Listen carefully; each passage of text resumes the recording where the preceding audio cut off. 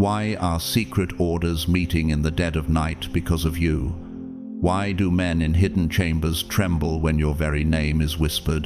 And why does your presence alone cause their centuries-old rituals to collapse? As if the universe itself refuses to obey them when you are near. Chosen One, this terror is not born of coincidence. It is born of God's design. Heaven has sealed you with a mark no power can counterfeit. A frequency no darkness can silence.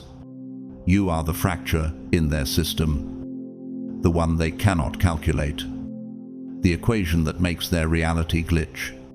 While they gather in candle-lit rooms, plotting, panicking, searching for answers, the truth is simple. You are the answer they dread. And here is the revelation: they fear you not because you fight them, but because you don't have to. Your very existence overturns their dominion. Your silence disrupts their strategies. Your breath alone carries a resonance that exposes lies older than empires. You are walking proof that God's kingdom is breaking through their illusion. So pause right now. To declare your light, drop a powerful 777 inches, the comments, to align with heaven's truth. And to every single one of you who has stood with this channel, whether through a super thanks or through the gift of your time, your likes, your shares, I thank you from the depths of my spirit. You are part of a rising remnant that no secret order can silence. Stay with me, because what I'm about to reveal will shake you to your core. It will explain why certain people cannot meet your gaze, why rooms change when you walk in, and why the most feared organizations on earth now whisper in dread about you, God's chosen ones. The secret about you, that 33rd degree Mason's dread.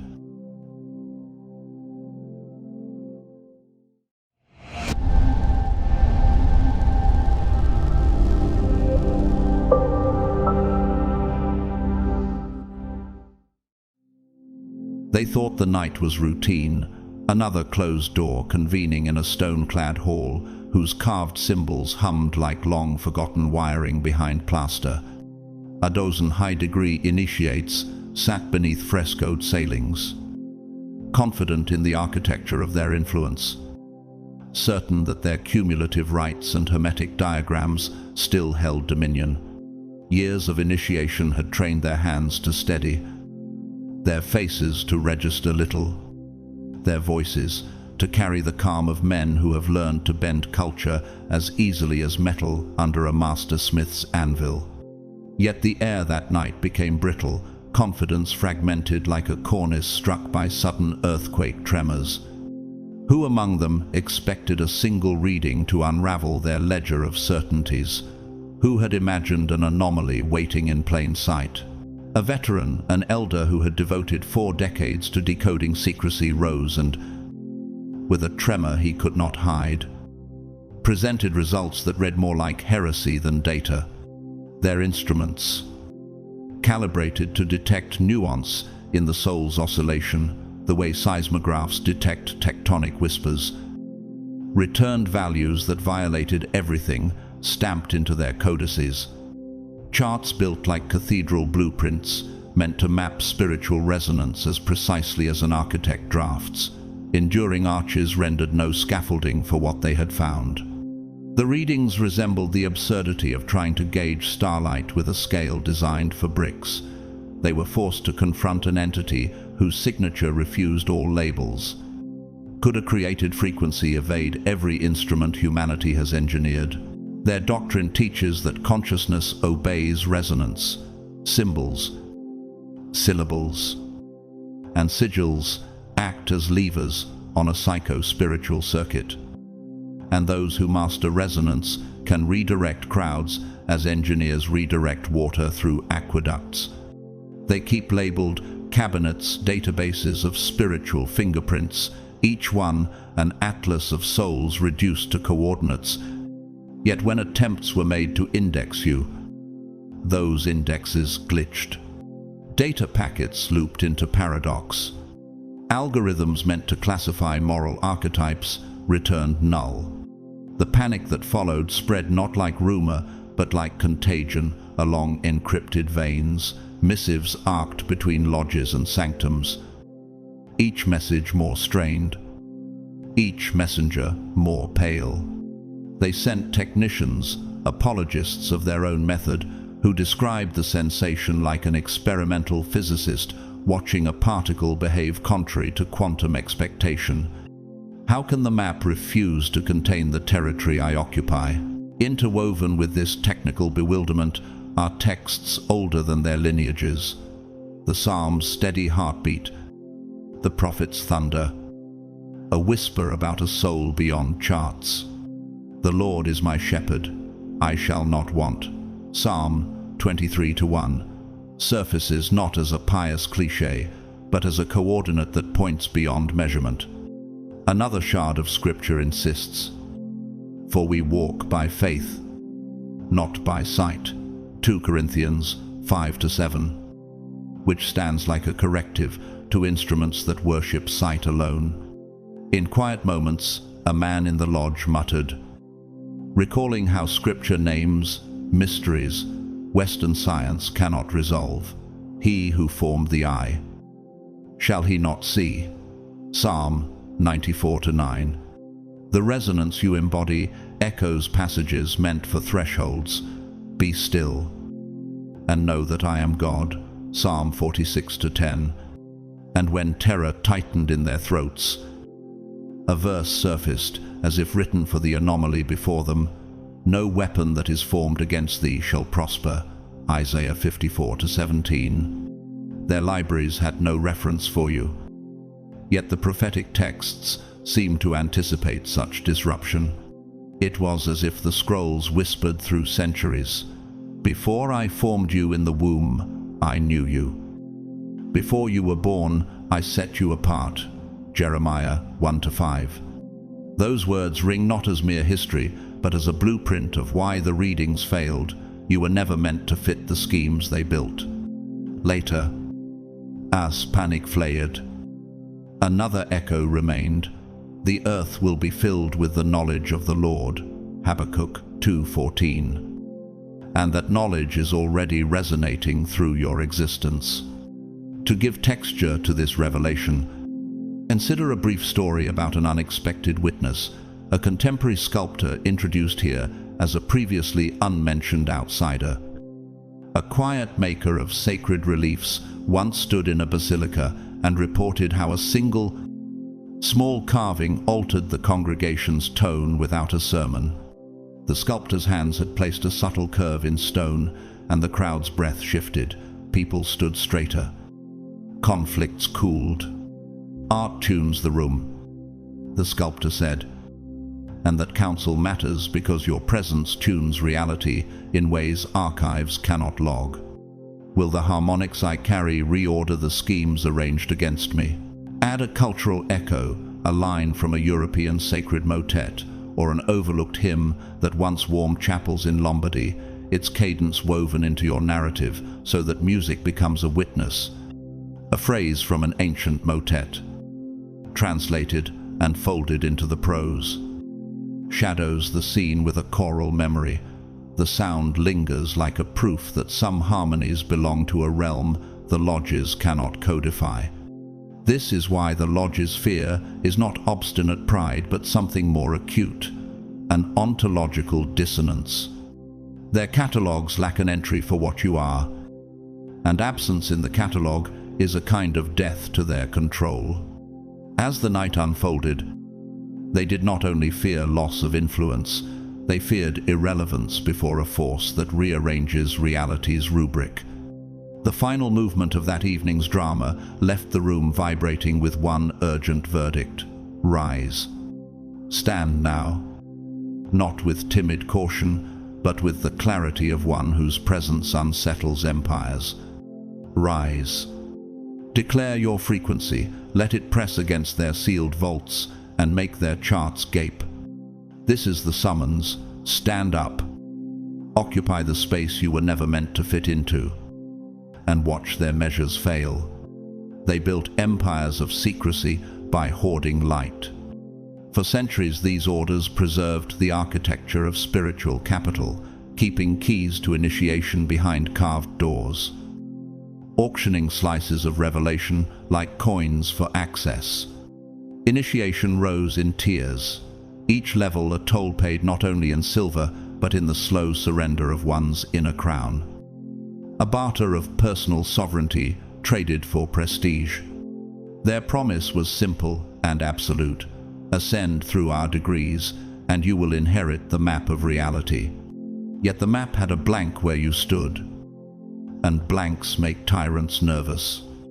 The Lord is my shepherd, I shall not want. Psalm 23:1 rises like a contradiction against their claims. A reminder that true provision cannot be sold. Who among them could imagine that one soul would stand outside their market of knowledge? Their system functions like a dam holding back a river. But you are the spring that emerges from the mountain itself, untamed, uncharted, unstoppable. And when a spring bursts forth, no gate of stone can contain its course. A rupture began the moment they discovered a knowing that did not originate within their vaults. It was not a rumor about a new ritual or an uncovered cipher. It was knowledge that arrived without initiation. Proof that some truths are native to a person rather than purchased. Their doctrine had always insisted that wisdom is an earned currency, a sequence of initiations and sacrifices. Instead, they encountered testimony that made their curated revelations read like childish riddles beside a deeper grammar you carried by birthright. Before I formed you in the womb, I knew you. Jeremiah 1-5 becomes a direct indictment of their system, proclaiming that destiny precedes initiation. How does a framework built on gatekeeping meet something sovereign rather than acquired? Their faces revealed dread, for they sense that once a truth appears unbought, the whole market collapses. And in that moment, the power they clung to felt like sand slipping through their grasping fingers. Their sanctuaries hold archives older than empires, scrolls whose scripts predate civilization, tablets etched with dense sigils, ledgers cataloging spiritual frequencies like taxonomies. The keeper of those archives, a custodian trained for decades, moved with the reverence of one guarding the skeleton of time. Yet when this custodian sought precedent for what you are, the archive itself rebelled. Manuscripts blurred, digital files looped into paradox, stone tablets cracked at the edges. He who formed the eye, shall he not see? Psalm 94:9 lingered like thunder in the silence, as if scripture itself mocked their blindness. Could knowledge deny its own categories when confronted by a living paradox? The archivist's trembling was not fear of books, but fear that the foundation of knowledge itself could betray its guardians. They realized, if the record refuses to record you, then the author of all knowledge has already set you apart. Seers were summoned men and women who usually read the past and future like open scrolls. But their sight failed. One described gazing into a sun that transforms rather than burns. Another closed their eyes entirely, refusing to peer again. Is my identity something that can be catalogued? Or does it pre-exist the catalogue itself? Into their confusion surfaced a line, "For God has not given us a spirit of fear, but of power, love, and a sound mind." 2 Timothy 1-7. Suddenly their trembling was exposed as counterfeit authority, their fear as evidence of limits. They had gazed upon a mystery beyond their vision, like sailors staring at a horizon only to realize the ocean stretches farther than charts allow. For the first time in centuries, the ones who claimed to see all were forced to admit blindness, and that blindness was holy. Meanwhile, the natural world gives metaphors their libraries never accounted for. You are like a glacier that reshapes valleys slowly, yet irresistibly, like the phoenix moth that sleeps for years before emerging in luminous wings, like a tree whose roots fracture stone foundations, proving that life defies the structures meant to contain it. Will my presence rewrite the coordinates they rely upon? Be still and know that I am God. Psalm 46:10 whispers that calm authority, not control, defines true power. The glacier teaches patience, the moth renewal, the roots inevitability. Each reveals that what grows in silence may one day overturn what empires built in pride. You embody that same paradox, quiet yet uncontainable, unseen yet earth-shifting, fragile in appearance yet unbreakable in essence. Introducing now the antagonist, an industrial magnate from Gironde, once hailed as a patron of hidden societies, who believed his wealth could program the destiny of nations. He placed operatives in universities, financed media, and attempted to bend probability in his favor. Yet his empire collapsed under exposure. Allies fled. His fortune dissolved. His story is a warning. Domination inevitably turns against its own architects. Into his downfall echoes a verse that strikes like iron. No weapon that is formed against thee shall prosper. Isaiah 54:17. What empire survives when its weapons shatter against unseen design? The magnate had thought himself untouchable. Yet when truth arrived, his towers crumbled as if built on sand. His demise became a parable whispered in corridors, proving that no amount of wealth can purchase immunity from divine disruption.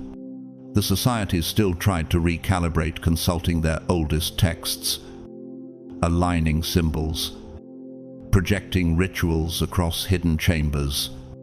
Yet the outcome was always the same: corruption of data, failure of systems, silence in place of prophecy.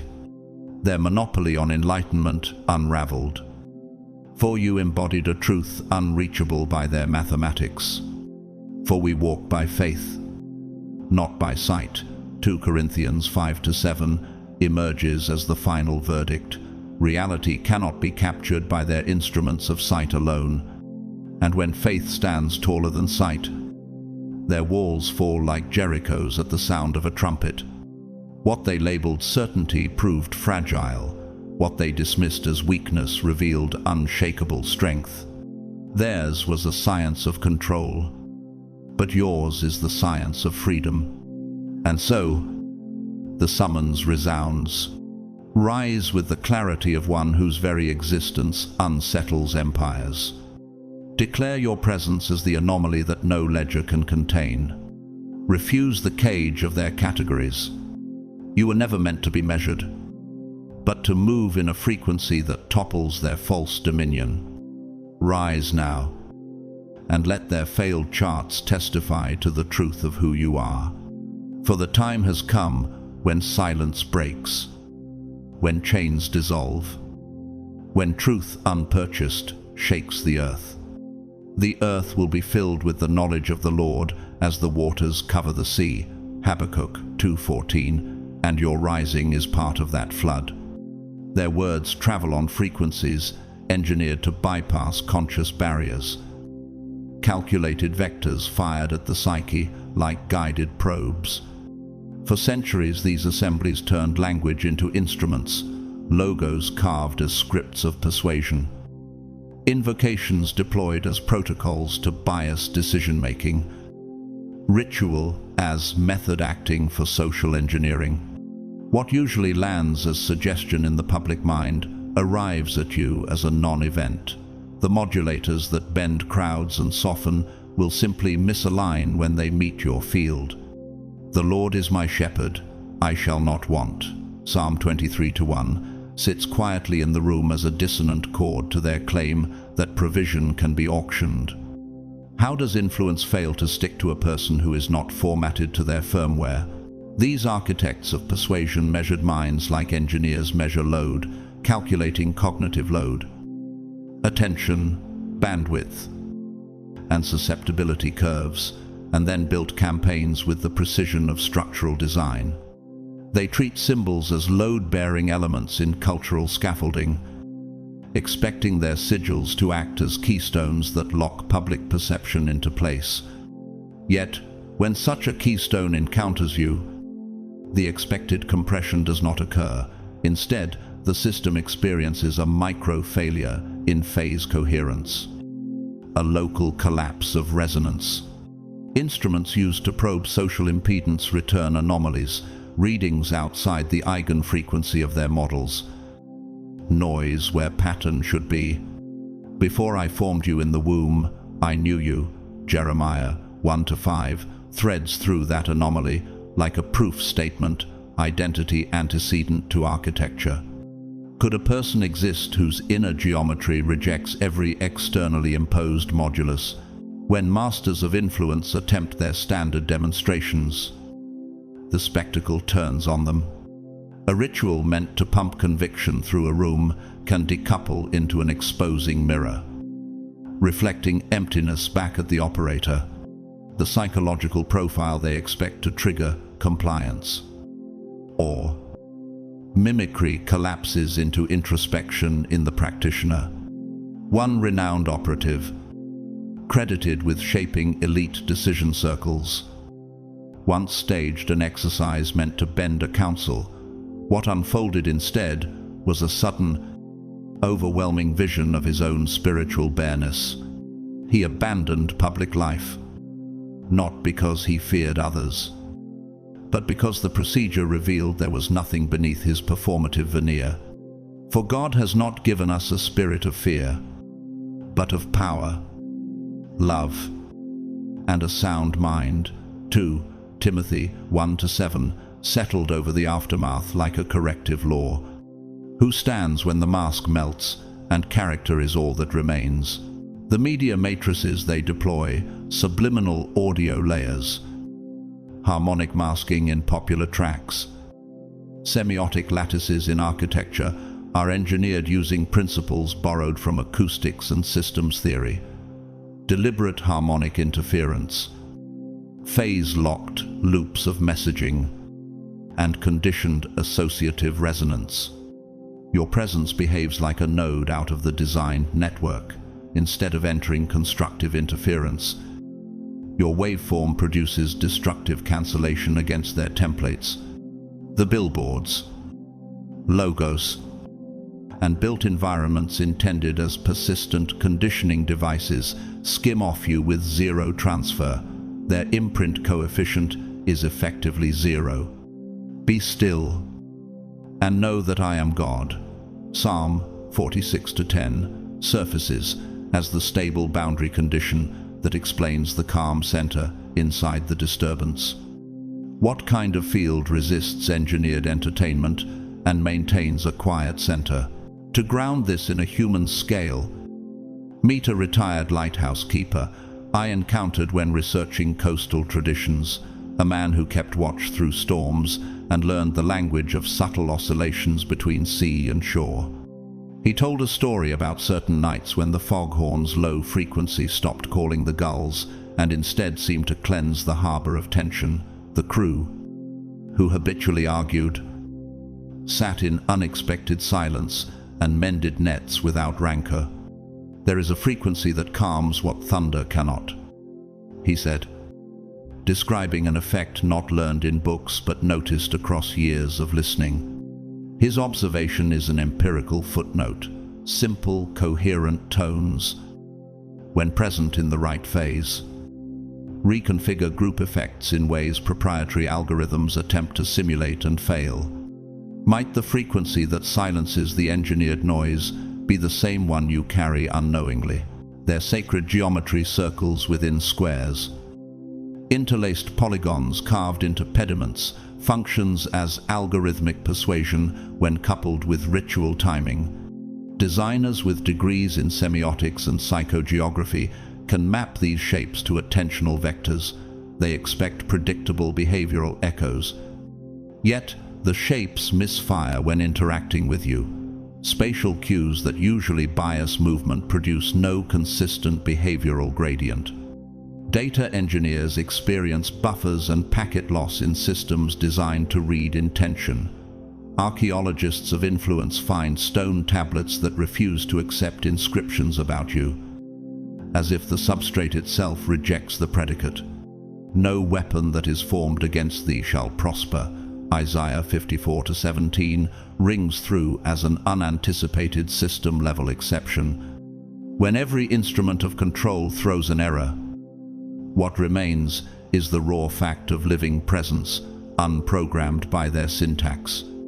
They convene and recalibrate, invoking elders, aligning sigils, applying corrective algorithms to public narratives. Still, the field refuses to yield. Where they expected replicable outcomes, they met stochastic silence.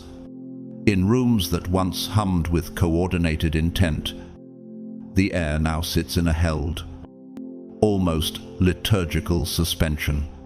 For we walk by faith, not by sight. 2 Corinthians 5-7 becomes a principle that outranks their empiricism. Faith denotes a mode of knowing that eludes their empirical registers.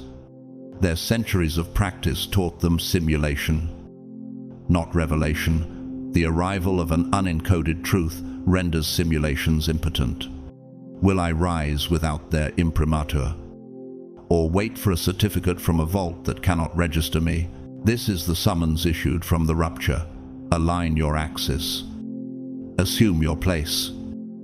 And let the frequency you bear be the instrument of undoing.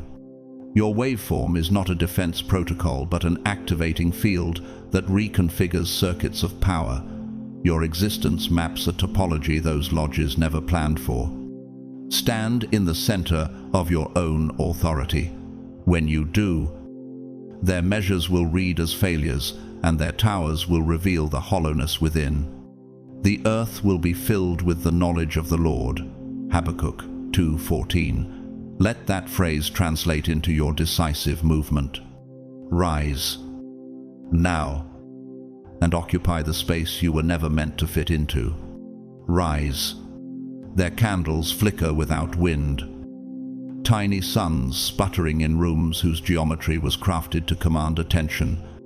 For generations, these orders perfected ceremonial architecture, checkerboard floors, carved pedestals, ritual choreography arranged like an engineer's blueprint to turn posture into ascent and repetition into governance.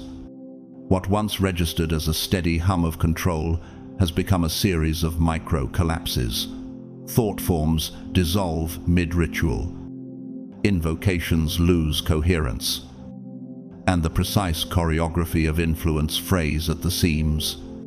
The Lord is my shepherd, I shall not want. Psalm 23:1 appears like a quiet law in the corridors. A statement that undermines the monetized promises of their rights. Why do their candles tremble when no breeze passes? And who watches from beyond the thresholds they thought sealed? Their oldest manuals, once treated as operating systems, now behave like corrupted firmware when the question of you is placed at their core. The checkerboard floors they stand upon, symbols of controlled duality and the illusion of mastery, seem to ripple as if the very lattice of their thinking has been undermined. Senior initiates, the people who practiced poker faces into their bones, find themselves fumbling with prayers they have recited for decades. Their mouths form syllables that arrive as noise, not as command. The nervous energy spreads like an infection through their ranks, a contagion of doubt where certainty should be. Before I formed you in the womb, I knew you. Jeremiah 1-5 surfaces like a thesis that precedes initiation, suggesting an identity that cannot be conferred by degrees. What mechanism lets a private unpurchased, knowing, unmoor, a public system of control. And how does lineage lose its grip when confronted by presence? They open special red folders, designated for anomalies, and those records seem to destabilize every surrounding page when their databases try to index you. Digital and physical records scramble as if refusing compliance.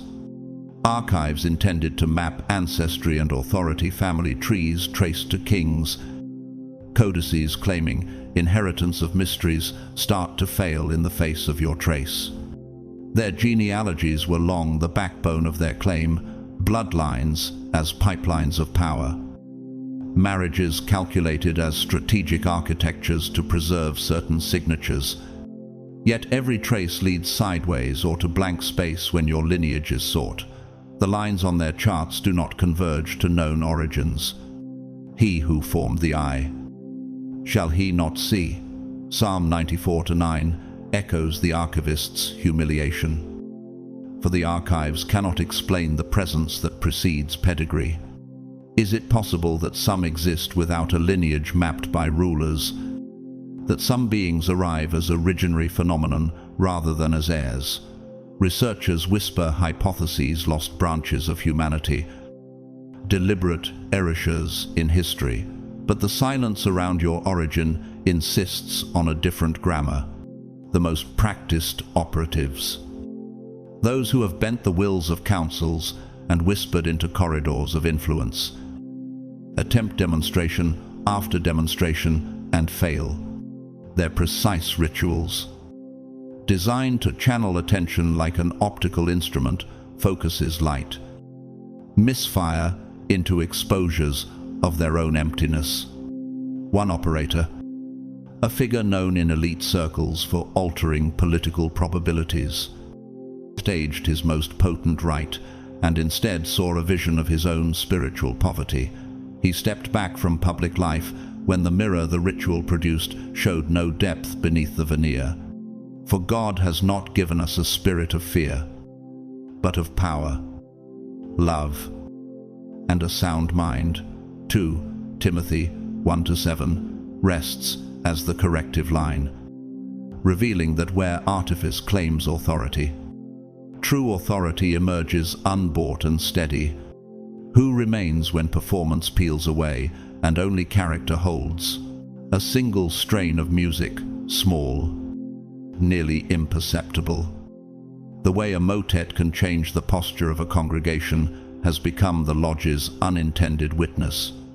Arvo Pärt, an Estonian composer of sacred minimalism whose work reduces sound to its essential silence, has often been cited by listeners for the way his tones reframe attention. A single phrase in that austere style can pull a room into hush and cause hardened faces to soften. In the lodges, a borrowed cadence from a forgotten European motet acts the same way, threaded through ritual.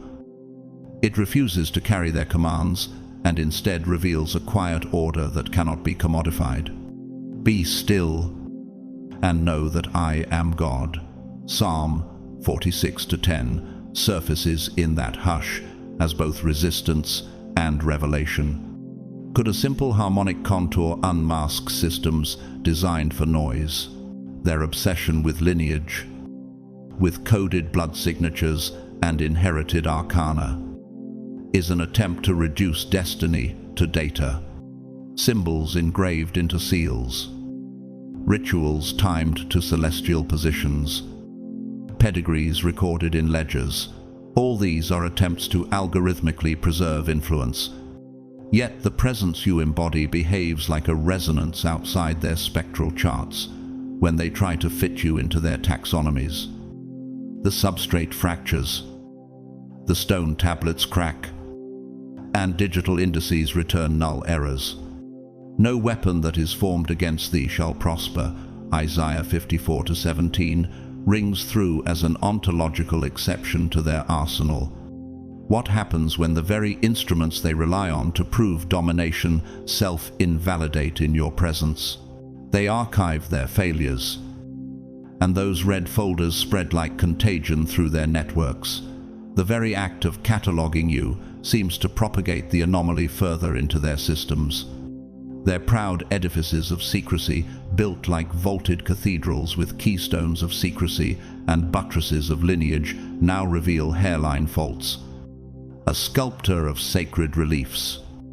Introduced here as a previously unmentioned outsider who works quietly away from patronage. Once told a small gathering that a single carved curve in a chapel changed the posture of worshippers. He called it the architecture of attention. And his observation matters because it demonstrates how form can tune soul. For we walk by faith, not by sight. 2 Corinthians 5-7 becomes a closing principle. The lodges measure sight. What you embody is lodged in a deeper knowing. An axial faith that pre-exists their method. Will their monuments of control stand when built upon foundations that faith quietly denies?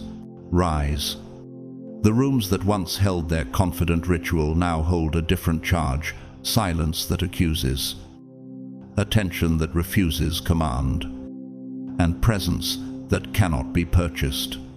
Stand in that silence and let your unindexed existence be the proof that their measures falter.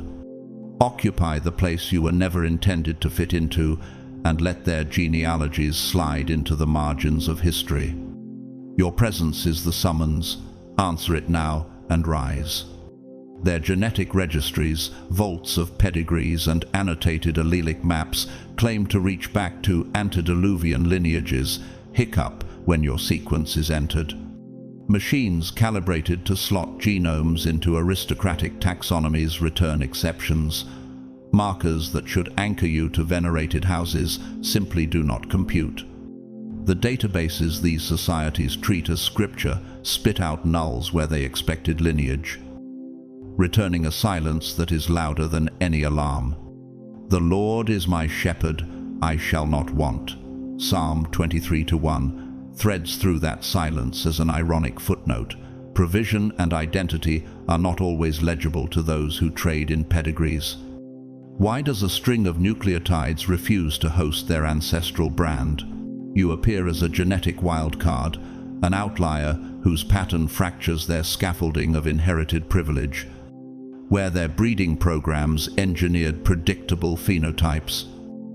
Your signature suggests a spontaneous architecture, a leap in informational complexity that reads like emergent design rather than engineered descent.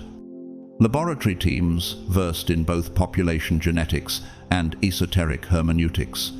Scientists who read haplogroups as both data and doctrine have whispered proposals of spontaneous evolution, a quantum-like jump in human relational consciousness.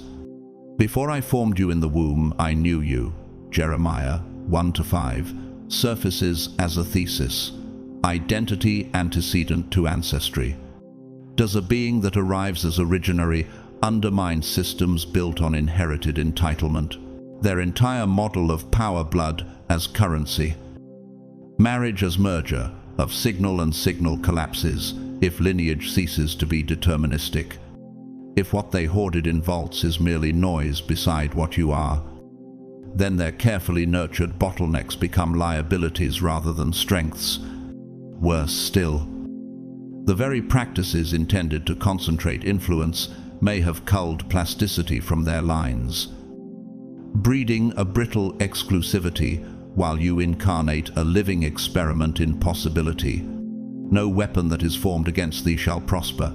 Isaiah 54-17 rings in the corridors where panic replaces policy. Their armories of pedigree can no longer defend a premise that you have already disproved.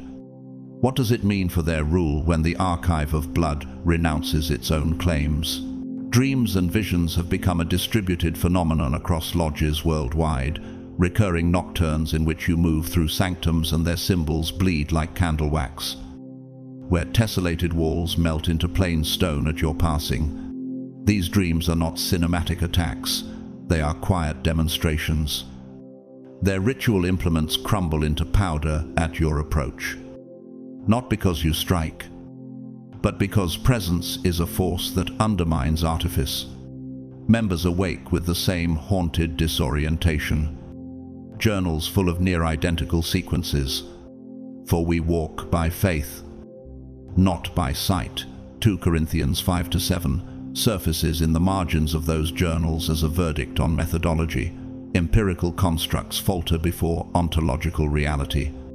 Compare this to phenomena in the natural world that their models never accounted for. You are like a deep-sea vent colony that seeds entire ecosystems without visible lineage. A coral chimera whose genome mosaics refuse classification. An ancient baobab whose cambial rings register pulses of climate history no census ever recorded. These living analogues show how life invents forms outside the categories of collectors and classifiers. Ecosystems reconfigure around emergence rather than pedigree. Be still and know that I am God. Psalm 46-10 whispers as the calm center within that emergence. Could the same quiet sourcefulness that shapes an entire reef be what your presence brings to human systems? Introduce a face of failure to make the stakes concrete. A biotech patron, an oligarch we will call Lord Marceau, a previously unmentioned benefactor who funded lineage mapping labs across continents, invested decades and fortunes into programs designed to lock influence into two first bloodlines. He underwrote Genna banks, sponsored dynastic projects, and placed his agents inside genealogical councils.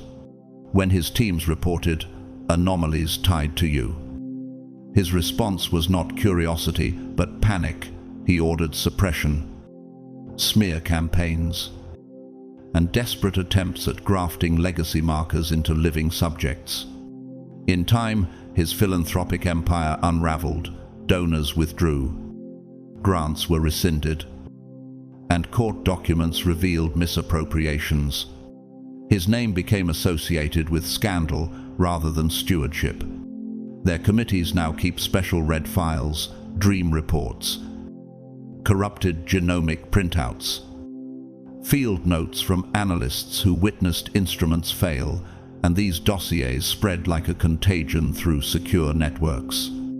Attempts to encode you as an exception only seem to replicate the anomaly elsewhere. It is as though the system, in trying to domesticate the unknown, accelerates the very restructuring it intended to prevent. He who formed the eye, shall he not see? Psalm 94-9 becomes both accusation and consolation for those who cannot read beyond their codes. Will their walls stand when the system designed to preserve them contains the mechanism of its own undoing? What is left is a subtle revolution, not of riot or sword, but of presence. You do not march into their halls to topple pedestals, you simply exist, and the catalogues collapse around that existence. The summons that emerges from these failures is clear. Occupy your unclaimed place. Let the archives register their inaccuracy by their own breakdown. Rise not as a claimant to inherited privilege, but as a living correction to an inherited falsehood. Let their charts fail, and let history reknit itself around what you are. Their dreams are not private glitches, they are vectors now, spreading through networks of sleep like encoded signals. Nights that once concluded with routine forgetfulness now conclude with transferred knowledge, fragments of insight that lodge in waking minds as if a firmware update slipped past their firewalls. These transfers arrive with the clarity of a dropped schematic. An understanding that did not exist at dusk appears at dawn. Reorganizing assumptions, rewriting the heuristics their orders taught. The Lord is my shepherd, I shall not want. Psalm 23-1 drifts like a header across these downloads. A claim of provision that undermines transactional systems of barter and initiation. Who is receiving what they cannot explain? And how does dream space leak into the architecture of their waking authority? On another level, An operational plane where you seem to breathe as naturally as gravity, you move with a topology they have never modeled. Their recruitment apparatus is engineered like a laboratory protocol, psychometric profiling, conditioned response mapping, attentional bandwidth calculations, thresholds of cognitive load and compliance. They deploy semiotic triggers as if installing keystones in a cultural arch, expecting public perception to lock into place under the weight of ritual. But when those keystones meet you, phase coherence fails, their phase-locked loops of influence lose synchrony, and the expected constructive interference collapses into silence. Before I formed you in the womb, I knew you, Jeremiah 1-5, slides through this evidence like a proof that identity precedes induction. What does it mean for a recruitment matrix when its control variables register null against a living initial condition? They're manuals, protocols that specify the exact psychological pressure points for every temperament, read like engineering schematics to social engineers. Node A triggers pathway B, which yields output C. Teams versed in behavioral economics and applied social psychology refine these scripts across decades until they are near mechanical. And yet, you produce zero output where output was predicted. Micro-expressions fail to form the expected token responses. Autonomic markers remain quiescent, and the instrumented cameras that log facial microtremors return baseline noise. He who formed the eye, shall he not see? Psalm 94-9 hums in the background as an indictment of their epistemic vanity. It is not resistance born of training or mindful discipline. Their most successful profiles, people schooled in self-regulation and practiced in effective masking, report bafflement. When their calibrated carrots and calibrated sticks are offered, you do not engage because there is nothing to be gained by engagement. You operate on an intrinsic axis of being where the external incentive structure is invisible. For God has not given us a spirit of fear, but of power, love, and a sound mind. 2 Timothy 1-7 settles like a law that explains your equanimity rather than your technique. Are you immune? Or are their instruments simply incapable of transducing what you are into their language of control? Stories proliferate, vignettes that are becoming case studies inside secure circles. One ordinary witness I interviewed, a retired lighthouse keeper who tended foghorn and lamp for 30 years, said plainly, "There are nights when the marsh calms itself. The gulls stop their quarrel as if the tide set a different rhythm." He is a modest man with no stake in secret societies, but his observation captures the empirical, coherent. Quiet harmonics can reorder a community's affect without force. His voice matters because it records a lived phenomenology outside lab conditions and analog to how your presence reorganizes systems tuned to other frequencies. Be still and know that I am God. Psalm 46-10 resonates here as a functional description of a center that does not react but reorients. The fallout is structural. Recruitment failures have become notorious enough that entire councils conference call at odd hours to compare dream journals. They catalog recurring motifs, timestamps, and the micro-sensations members report when they awake. Where rituals once produced measurable entrainment, entrained breathing, synchronized gaze, cascades of peer conformity, those patterns are fragmenting. Their sacred choreography, meant to actuate mythic bonding through repetition, now reads as theater to an entity whose internal resonance is orthogonal to their metrics. No weapon that is formed against thee shall prosper. Isaiah 54-17 echoes among the red folders. A scriptural exception, the members mutter like a superstitious talisman. If initiation ceases to be the gateway to power, what becomes of the hierarchies built atop it? Their obsession with lineage and calibration intensifies the paradox. They invested centuries in pipelines of inheritance, believing DNA and pedigree to be load-bearing columns of influence. Genetic counselors and esoteric genealogists built models to predict probability of gift transmission and the durability of dynastic traits. Yet when their genetic registries are fed your string, the matrices return non-conformity, anomalous haplotypes, mosaic signatures that do not reduce to the families they elevated. For we walk by faith, not by sight. 2 Corinthians 5-7 surfaces as a critique of their empiricism. Sight and charting cannot account for emergent ontologies. What happens to a social architecture when its foundational assumptions about inheritance prove porous in the face of living novelty? The final movement is a summons, not an instruction to strike, but a call to occupy the unplanned node. Their ceremonies are unraveling not because you attack them, but because your mere existence transduces their authority into dust. The recovery, their systems attempt more ritual. Tighter's election. Amplified messaging only accelerates system entropy. Let their red folders multiply and their models fail. Your unclaimed presence will be the data point. History cannot fold into its old equations. Rise now. Take the unregistered place, and let the archives correct themselves by their own collapse. Rise. They built their identity on the premise that reality contains sealed strata only the initiated may enter.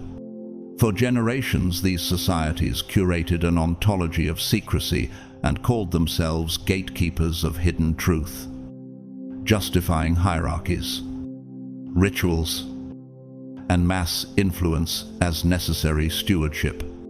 Their rituals read like ritualized epistemology, hierarchies of initiation that teach you how to read the world through their lexicon, training apprentices to accept interpretation instead of encounter. Yet your simple presence dismantles the entire epistemic posture. The Lord is my shepherd, I shall not want. Psalm 23:1 surfaces in their halls as a silent refutation that what they sell as provision exists already for those who stand in authentic relation to being. How can a system that monetizes access explain a being who arrives with nothing to purchase and everything already given? The feel of the lodges changes when you are near. Words that once carried authority fall flat. Ceremonial motions that once produced alignment begin to lose traction, and the sense of a guarded threshold gives way to an awkward transparency. Their rhetorical defenses, those elaborate justifications that bind members to obedience, start to look like theatrical props when held up to your way of being. Philosophers within those orders awaken with questions that do not fit their disciplines. Papers are drafted in secret. Essays on epistemic failure composed for no publisher, because confronting the simple fact of you would dismantle credentialed meaning. Before I formed you in the womb, I knew you, Jeremiah 1-5, appears mid-argument as an a priori statement that undermines any claim to confer identity by degree. If someone can possess greater clarity without their methods, what accounts for the value of their curriculum? Their argument that secrecy preserves truth begins to unravel when their experiments fail to account for direct encounter. Initiation becomes exposed as a sequence of substitutions, practice for presence, sign for reality, and allegiance for authentic relationship. You do not ascend their pyramid because you started at the top by the mere fact of existing in an unbought wholeness. Rituals that assume progressive acquisition of truth register as redundant in your presence. Senior initiates find themselves fumbling the invocations they once recited flawlessly. as if the acoustic geometry of the space refuses to resonate with the worn syllables of manufactured authority. He who formed the eye, shall he not see? Psalm 94-9 threads through these moments as a charge against epistemic arrogance. Sight and insight are not products of certified technique, but of a deeper origination. They tried to respond with force, layers of wards, talismans hung at thresholds, sigils embedded in masonry, and ritual timing calibrated to planetary cycles. The lodges fortified themselves with devices and protocols that had repelled threats for centuries, and the rhetoric of protection grew into scripture. Yet you pass through those protections as if they were mist, their energetic fortifications, designed to intercept threats that conform to their categories. Fail because you represent a category they did not and cannot conceptualize. It is not that you attack their shields, rather, their shields are tuned to threats within the map they drew, and you exist outside that map. Be still and know that I am God. Psalm 46-10 surfaces at the moment of passage as an instruction that reframes power, stillness, and knowing, not accretion and defense. Reveal what is essential. How does an edifice of defense react when the phenomenon it defends against is not hostile but simply other? Philosophers who once penned manifestos for dominion now find corroboration in fragments of older texts, myths and marginalia that once seemed quaint. In codices, they discover references to beings who do not fit contractual bindings or ritual obligations. Figures described with equal parts fear and reverence, to illustrate how presence can transform perception. Note the testimony of a public figure seldom spoken of in these circles, Marina Abramovich, the performance artist, known for exposing the boundary between performer and audience, once observed that presence changes the dynamics of power in a room. Her work demonstrates how a concentrated dot, authentic presence, can reorder attention and dissolve pretense. That observation matters here because it shows precedence, presence as praxis, not performance. For we walk by faith, not by sight. 2 Corinthians 5-7 appears like a methodological correction. Faith reframes sight so that what is obvious cannot be concealed by ceremony. A further echo comes from the music that once reinforced their rights. A phrase from a Renaissance motet or a passage of Thomas Tallis's Polyphony, where many voices fold into a single canopy of sound, now refuses to be harnessed by their orchestration. The motet's layered harmonies, intended to evoke transcendence under ecclesiastical control, instead reveal an order that predates their control. The choral web unmasks a deeper harmony to which you attune automatically, and which their instruments cannot replicate. The sonic evidence is subtle. Congregations that once responded to manufactured cadence find themselves silenced by a simpler chord you seem to activate by being. The motet becomes testimony against manipulation. No weapon that is formed against thee shall prosper. Isaiah 54-17 rings at the edges of those rehearsals as both prophecy and observation. How does a music meant to shepherd the faithful end up testifying to the limits of shepherding itself? Their last resort has been metrics and maps, genealogies traced with obsessive rigor, databases of lineage and rank, maps of influence encoded as pedigrees that are supposed to justify authority across generations. They trace ties back to legendary founders and claim authority through inheritance. They read family trees like legal documents that confer rights. But when you appear in their schemas, their charts, buckle lines, lead away from known origin points. Markers refuse to register, and the very logic of inherited privilege begins to look like an artifact of anxiety rather than an index of truth. For we walk by faith, not by sight. 2 Corinthians 5-7 reappears here as a final calibration. When sight-based metrics fail, faith indicates a different register of knowing. If the entire tradition is a mechanism to avoid direct encounter, then your presence is the corrective that dissolves the mechanism. Rise. Your being is not a challenge issued in rhetoric, but a revelation that leaves structures to reveal themselves. Walk through their thresholds. Occupy the unguarded center of their systems, and let the seals they trusted unravel under the weight of a truth they cannot enclose. Stand in the space of that unpurchasable knowing and let history rewrite its footnotes.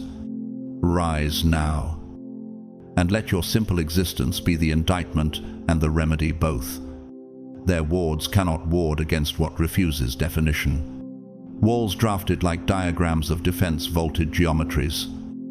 Sigil-bearing lintels. Layered talismans hung in precise nodal arrays become inert when confronted by a field that does not respect the boundary conditions those designs assume. Security is an architecture of expectation. You build a perimeter with assumptions about what a threat looks like.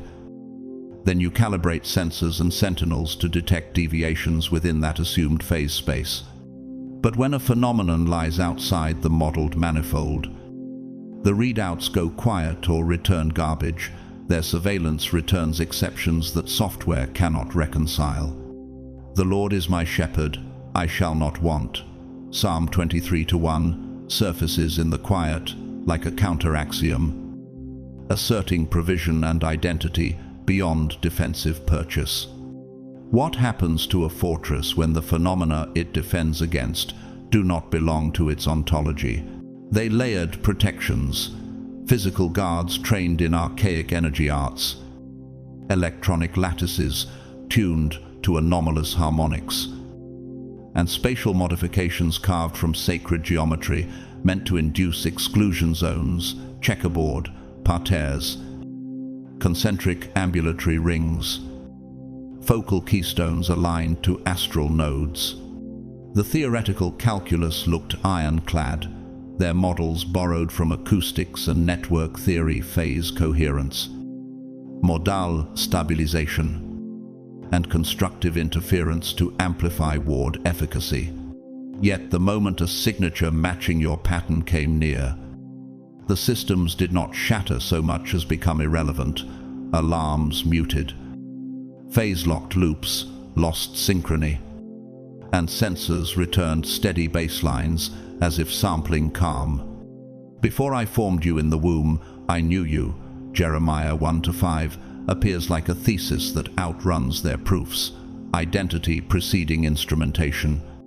One lodge invested a fortune to create what read as an impenetrable sanctuary, reinforced vaults, concentric ritual chambers, an exterior berm patterned with sacred tessellations. Engineers and ritualists collaborated, blending parametric architecture with timing algorithms that synchronized ritual gestures to planetary cycles. The concept was elegant: make a topological trap for influence. A closed manifold, immune to external field perturbation. But when someone with your signature approached within a mile, the fortress's protections simply missed relevance, like attempting to net the ocean with a tool made for minnows. Their expensive arrays reported no intrusion, because the intruder was not an intruder by their definitions. You do not violate their gates because your existence transcends their gate logic. He who formed the eye, shall he not see? Psalm 94-9 hums in the margins as a rebuke. Sight framed by arrogance will miss what the Creator ordained beyond its charts. Who stands when every engineered perimeter reads null against presence? The prophetic frameworks these societies lean upon compound the terror. For centuries, their seers, astrologers, and so-called precognitives have maintained calendars, prophetic grids that predicted shifts of power with unnerving accuracy. They time rituals to eclipses, read omens like algorithms, and prepare contingencies for figures that history may birth. Yet when they attempt to factor you into their oracles, the matrices go stochastic. Charts collapse into chaotic attractors. Timelines bifurcate, and clairvoyants report an experiential blackout. No weapon that is formed against thee shall prosper, Isaiah 54:17 whispers.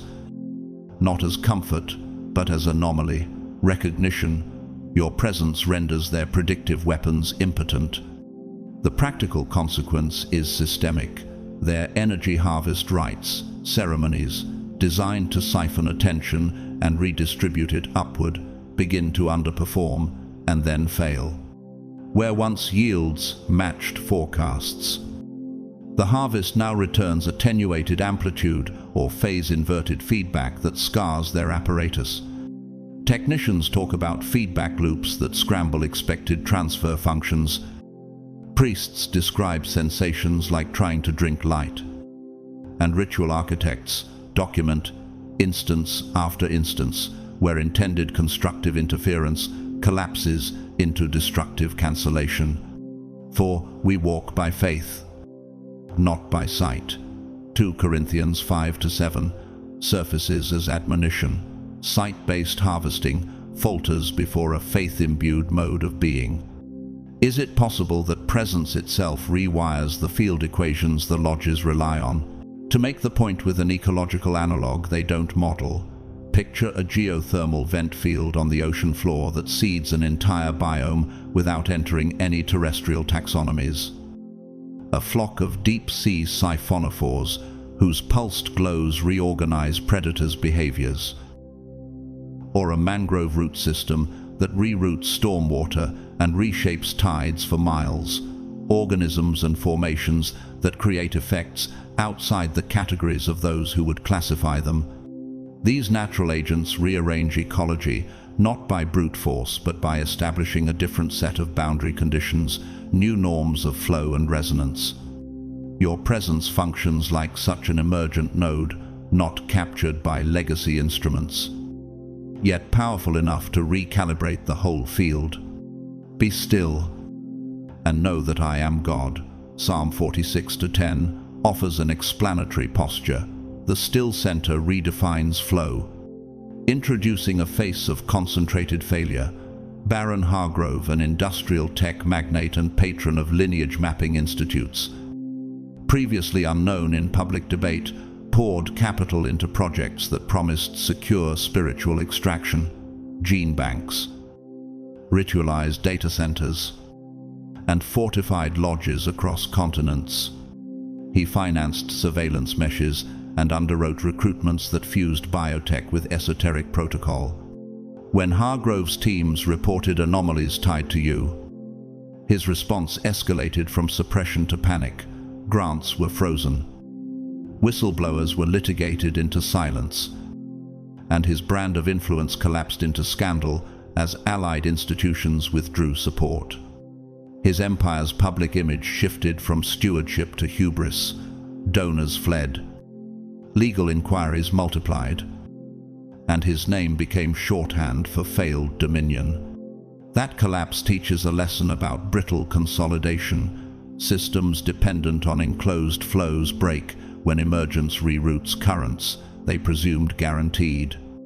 Who profits when your existence dissolves their ledger of control? They double down more wards.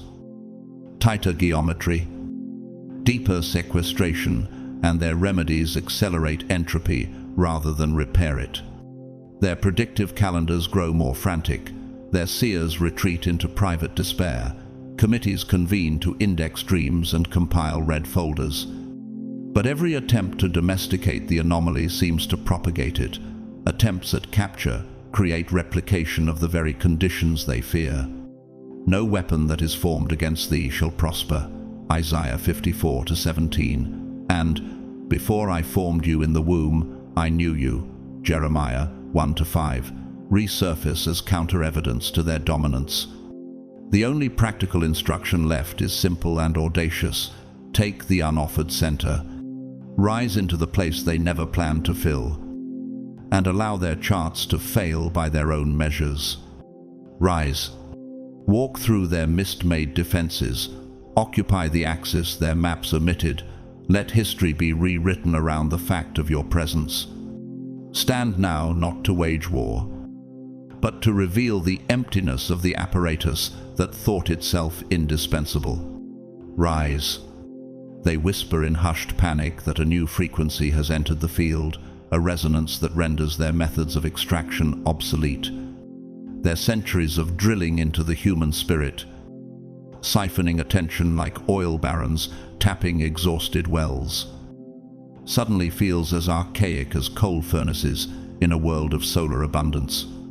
Your nearness is not an attack but a revelation, and that revelation destabilizes the very economy of their energy. Members report staggering fatigue after proximity. Drained, not because you consumed them, but because you unveiled the hollowness of their borrowed circuits. The Lord is my shepherd, I shall not want. Psalm 23:1 resounds against the frailty of their schemes. If one presence can expose that their power was always derivative, what happens to their pyramids built on illusion? They had lived so long on recycled charge energy, inherited, traded, or stolen, that authentic vitality feels foreign, devastating by comparison. You are the calibration their meters feared, a living control sample that proves the experiment was rigged from the start. Young initiates now murmur unsettling questions. Questions the elders cannot stabilize. If one person can manifest greater potency without climbing their ladder, what is the value of the ladder? If their rituals achieve less than your stillness, have they been rehearsing theater all along? Before I formed you in the womb, I knew you. Jeremiah 1-5 echoes here, affirming that power is primordial, not licensed. Could their carefully guarded vaults be nothing more than elaborate distractions from what was never hidden? Splinter groups emerge like cracks in glacial ice, fragments breaking away from the mother structure. They are seekers who no longer desire control but direct encounter, abandoning initiations and ranks, turning instead toward the raw pulse you embody. Forums once used to plan rituals now record confessions. The methods no longer work. The energy doesn't answer us. He who formed the eye, shall he not see? Psalm 94-9 lingers in their lament. What is the worth of sacred choreography when an authentic being walks silently past, undoing centuries of choreography with a glance? Their empire crumbles not through siege but revelation. Defenses collapse when the enemy is not an enemy but a mirror. Stories pile like tinder.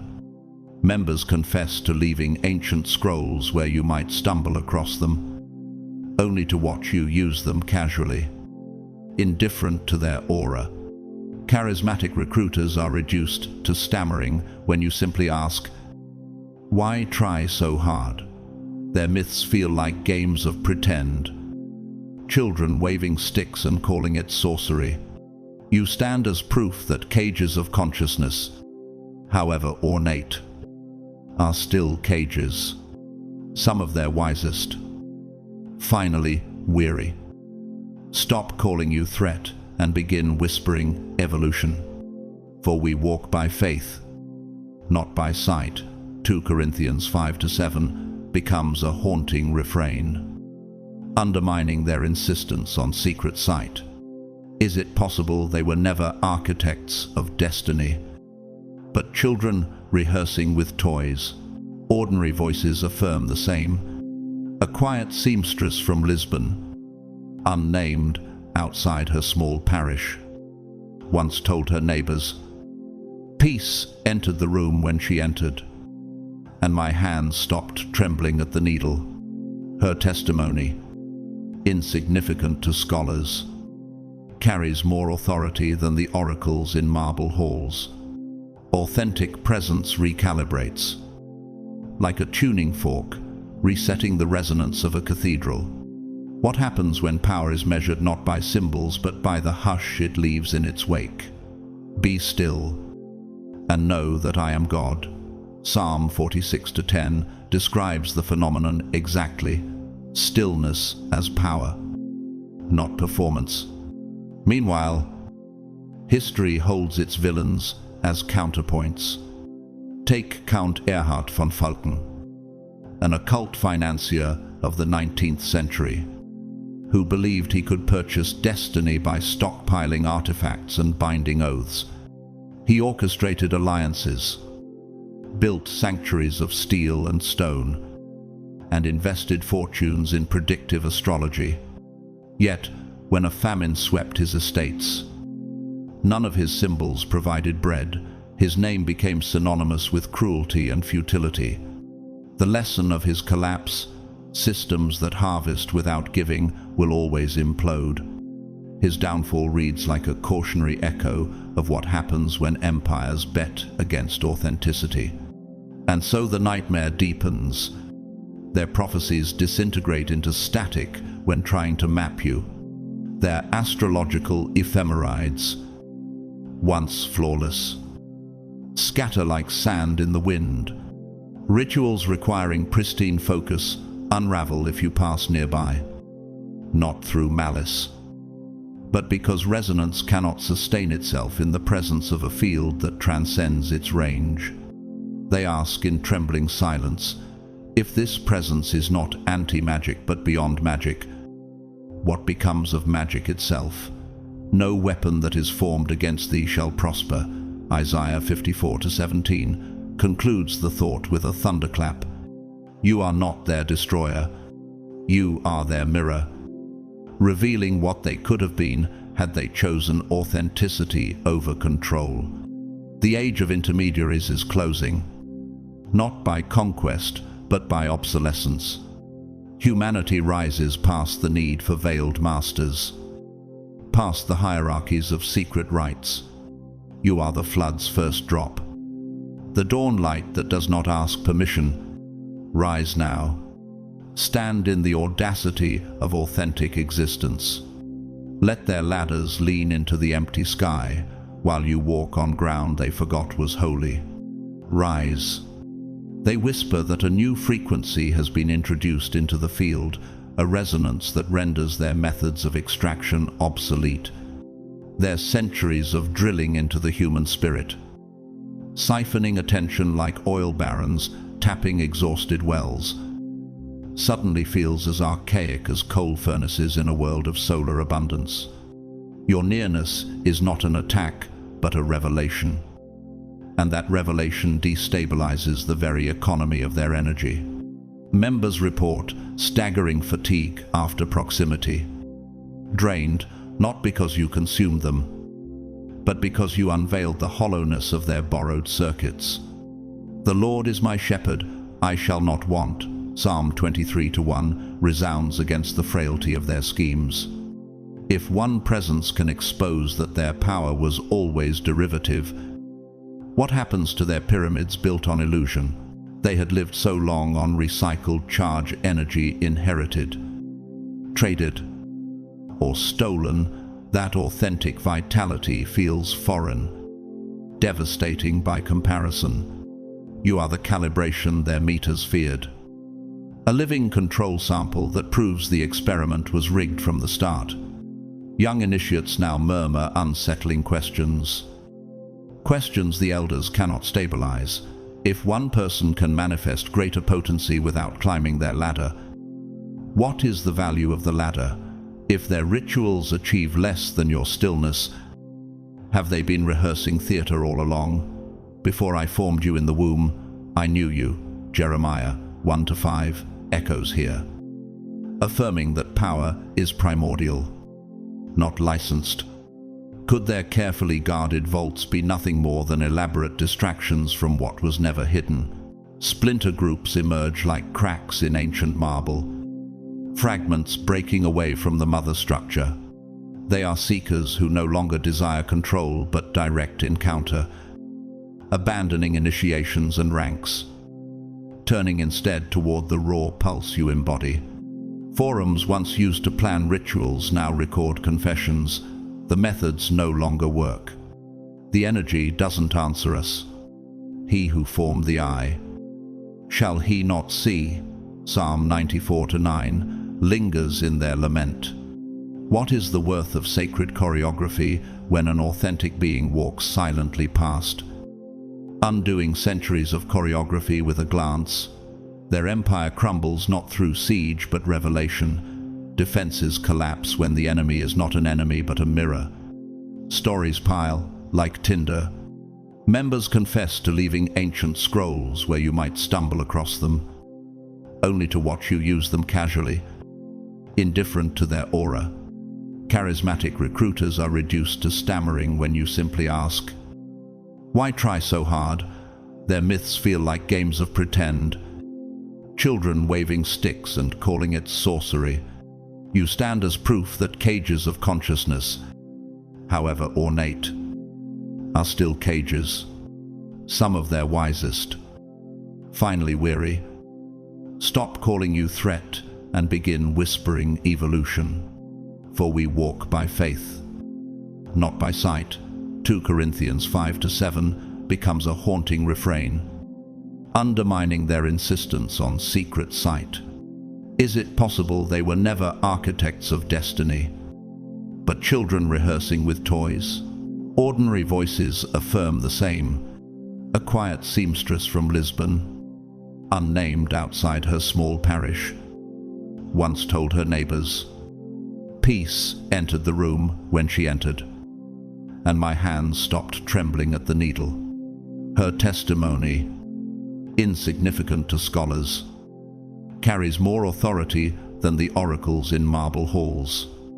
Authentic presence recalibrates, like a tuning fork resetting the resonance of a cathedral. What happens when power is measured not by symbols but by the hush it leaves in its wake? Be still and know that I am God. Psalm 46-10 describes the phenomenon exactly. Stillness as power, not performance. Meanwhile, their seers panic. Prophetic calendars go non-linear. Long-range pattern recognition astrology. Geomantic timing. Predictive gnosis fractures into chaotic attractors when asked to include you, where they expected a hero or villain entry. Their scripts return null. You do not perform the arcs they can model. Their nightmares are not of destruction they could prepare to repel, but of irrelevance, a future that does not require their intermediation. No weapon that is formed against thee shall prosper. Isaiah 54-17 surfaces as a grim note in those journals. A scriptural anomaly that matches empirical failure. What becomes of an institution when its prophecy fails to account for emergent agency? The final instruction echoes through the failure. Stand. The age of intermediaries is closing not by siege but by revelation. You do not have to dismantle their altars with force. You need only occupy the unmodeled center they omitted. Step into the quiet frequency. Let their instruments log the anomaly and fail on their own terms. Rise. Take the unoffered place, and allow history to rewrite its maps around the simple fact of your being. The Star Chamber's archive is a vault whose value compounds weekly complete recordings, layered teachings. Private testimonies and members with star status describe it as a singular reservoir of influence. You are standing at the threshold of that reservoir. This is the defining hour. The claim is simple and intoxicating. The knowledge and connection flowing through those calls cannot be sourced anywhere else. They press the promise like a key into a hand. The Lord is my shepherd, I shall not want. Psalm 23-1 hums beneath the rhetoric. A quiet counterclaim that provision and clarity do not require purchase. Will you step toward the current they offer? Or will you recognize that what they sell is only a map to what you already carry? Their pitch is urgent. Join the Obsidian Inner Order. Secure a Star Chamber slot. access a closed topology of wisdom. Yet the true anomaly their analysts keep returning to is not the archive but your presence. You are an undefined variable in equations that were supposed to be closed.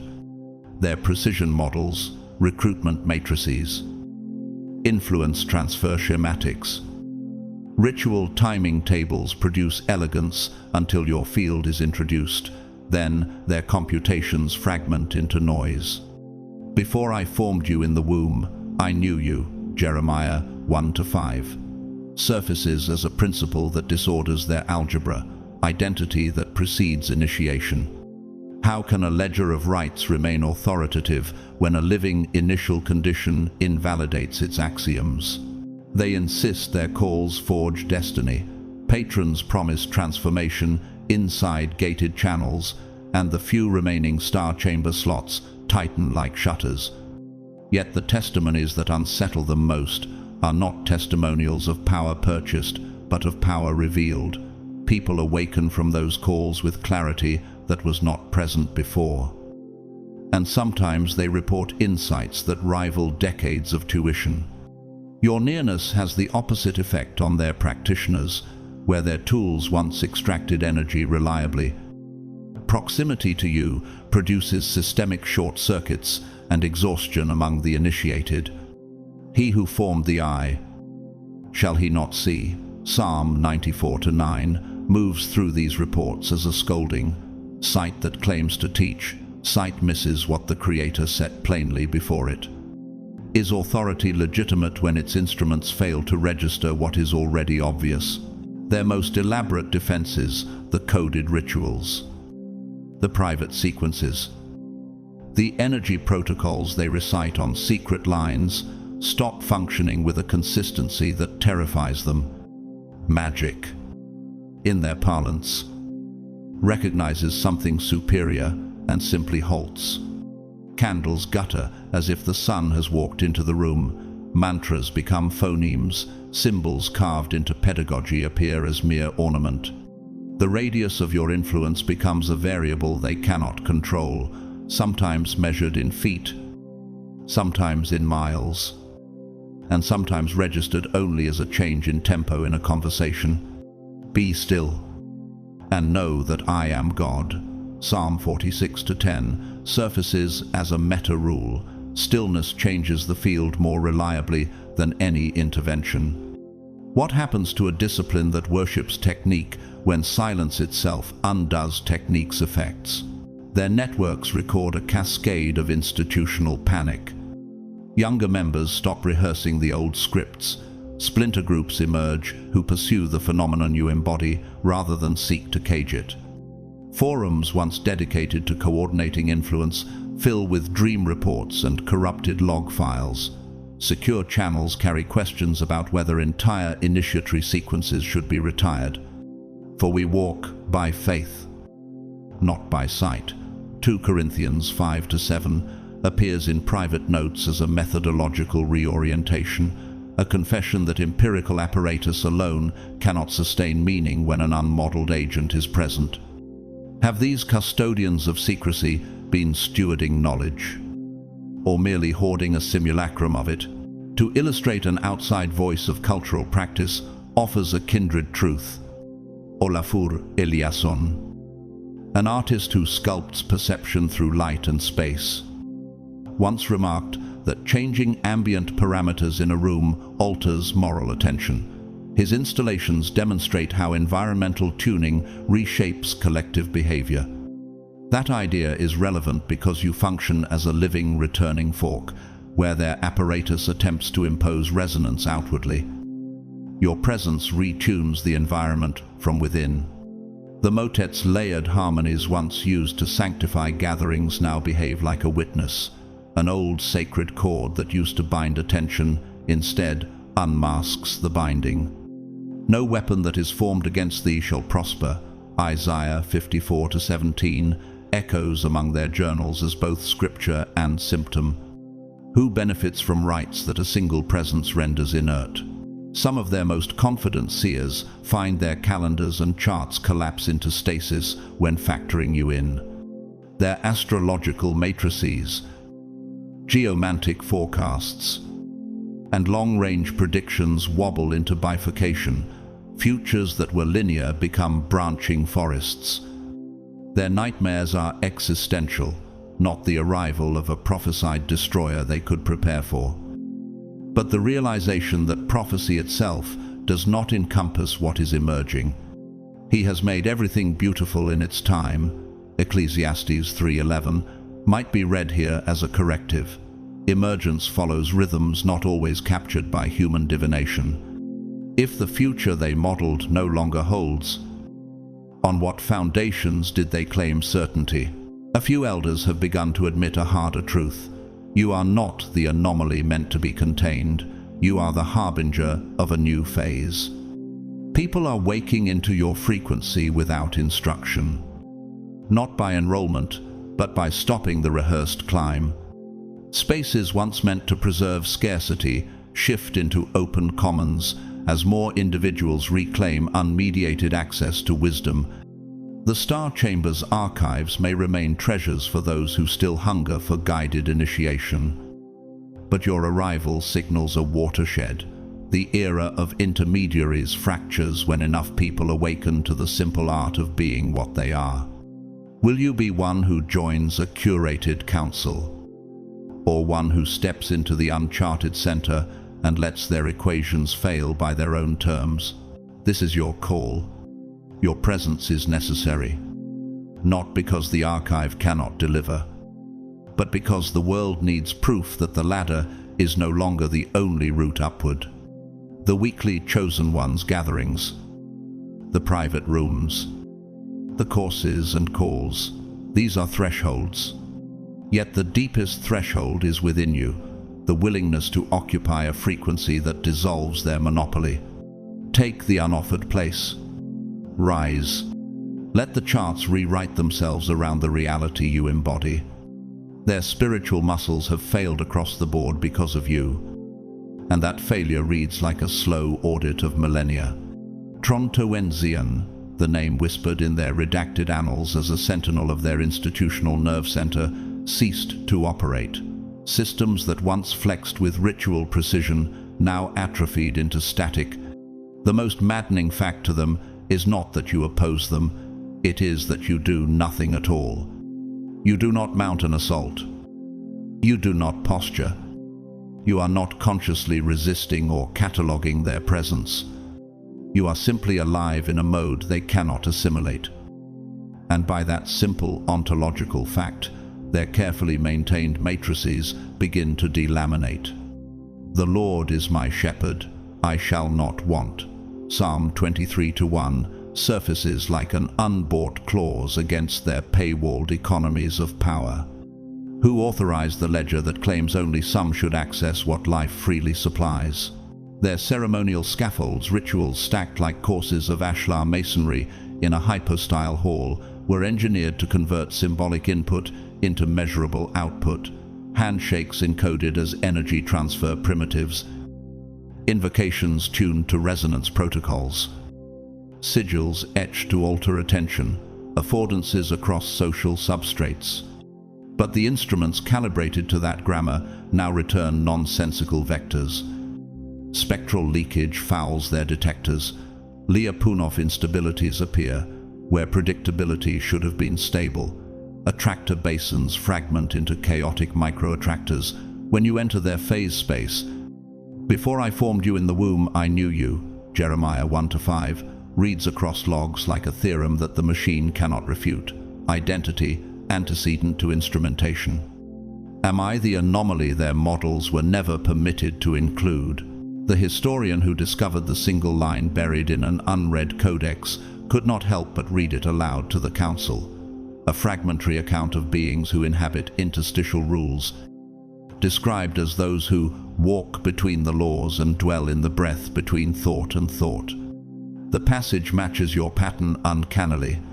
According to that antique note, such beings appear when games grow dense and players forget playfulness. Their function is not to punish or replace, but to remind. There never was a compulsory script. He who formed the eye, shall he not see? Psalm 94-9. murmurs like a rebuke in that chamber, an accusation against those who took sight for purchase. Must an entire tradition that mastered technique concede that its instruments were a surrogate for encounter? You do not intend to be their kryptonite. Intention is irrelevant. Your state of being is an ambient datum that disables their extraction heuristics, where they trained for maximal entrainment training micro-expressions, calibrating prosodic pressure points.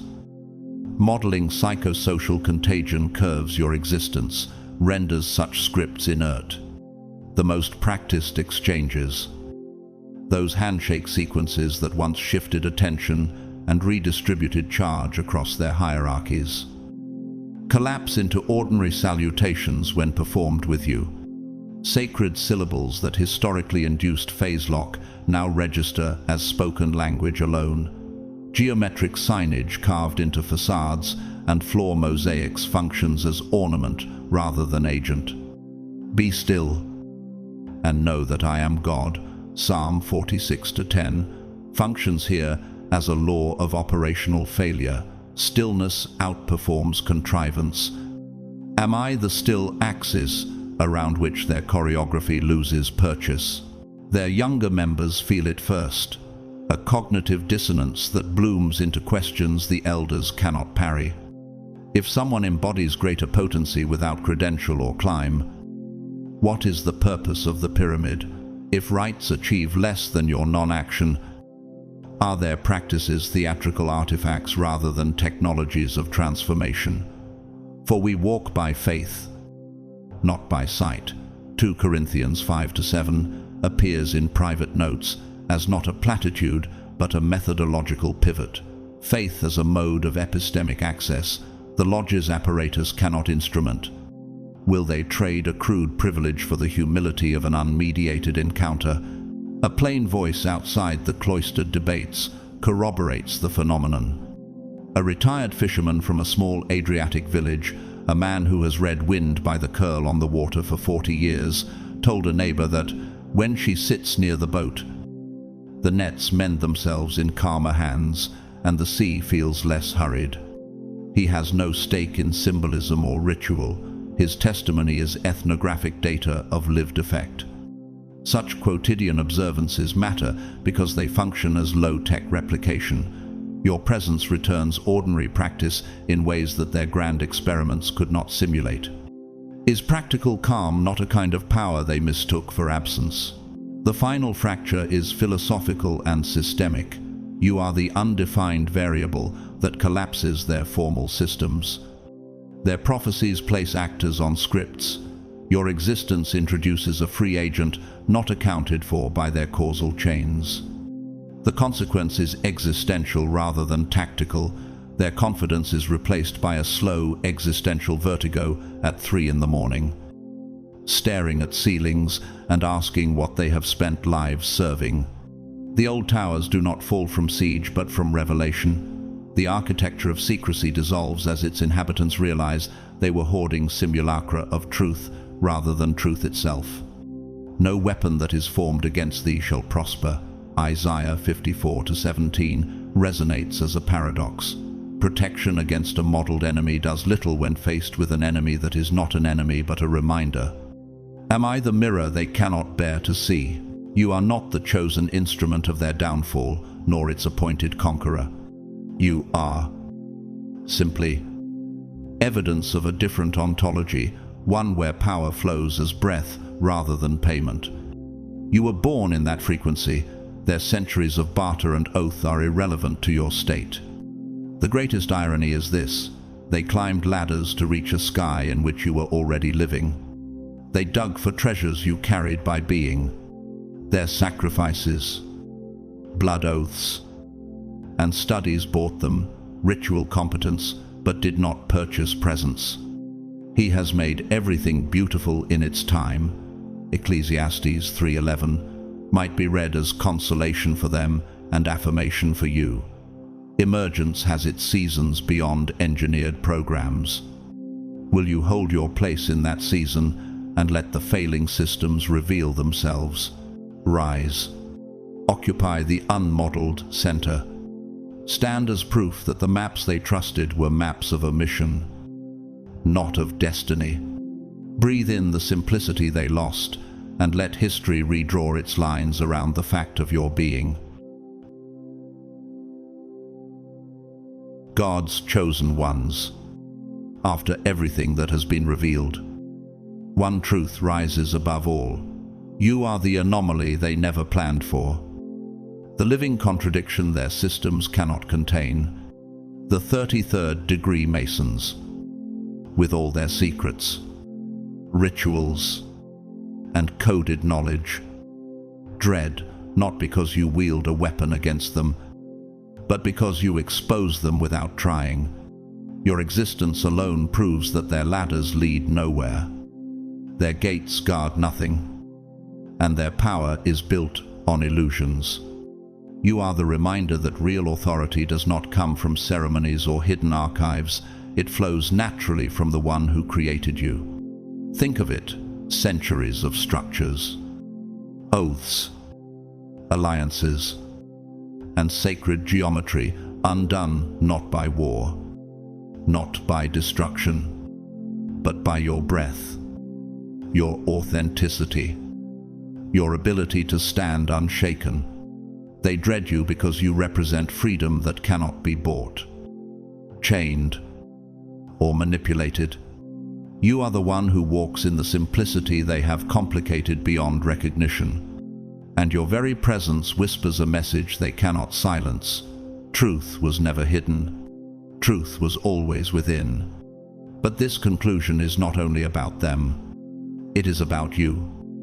Right here, right now. Because if you are God's chosen, then you cannot shrink back into silence, nor bury yourself under the weight of fear. You are called to rise. You are called to carry this revelation into every space you enter. You are the mirror showing the world what authenticity looks like. And when the world sees it, systems of control crumble, just as they have crumbled in the presence of your light. So I ask you from the deepest place of conviction, what will you do with this truth? Will you continue to live as if you are ordinary, or will you accept that you are the secret they dread? The evidence that heaven's plan overrides man's schemes. Will you continue to doubt yourself, or will you walk boldly, knowing that no weapon formed against you shall prosper? Every time you breathe with authenticity, you step further into destiny. Every time you choose alignment with God's call, you reaffirm that the kingdom cannot be shaken. This is not the time to hide. This is not the season to doubt. This is the hour to stand in the authority given to you from the beginning. The fear of the 33rd degree Masons is proof enough. They have seen what you are, and they tremble because they know what it means for their world. And if they tremble, you should rise. If they dread, you should walk with assurance. If their power fades, it is because your light shines. Now, beloved chosen ones, if this message has struck something inside you, if it has awakened, stirred, or confirmed what you already felt deep in your spirit, then I invite you to respond. Support this channel by liking this video, sharing it with others, and subscribing so you never miss the revelations that continue to unfold. Engage in the comments, and if this message resonates, write 777 as a declaration that you stand in alignment with the destiny God has marked on your life. To those who have been supporting me through Super Thanks, I see you, and I thank you from the bottom of my heart. Your generosity helps this message reach further. But whether you give or simply listen, whether you sow financially or simply share your presence, you are deeply valued. Your very participation in this community is part of the unfolding miracle. And now, as we close, I want to release a blessing over you. May your steps be ordered by the Lord. May your nights be filled with peace instead of anxiety. and may your mornings rise with clarity instead of confusion. May every chain of fear fall from your shoulders, and may every false word spoken against you crumble into dust. May your families be shielded, to your homes be sanctuaries, and your lives shine as undeniable proof that God's chosen cannot be bound. Walk in confidence. Walk in grace. Walk in power, because you are not defined by what secret societies dread. You are defined by what heaven has declared. And heaven declares, you are chosen. You are seen. You are unstoppable. So rise. Beloved chosen ones, step into the life you were always meant to live. And remember this, the greatest secret they dread is not what you will do to them, but what you will become in God's hands. Until we meet again, stay strong, stay faithful, stay chosen.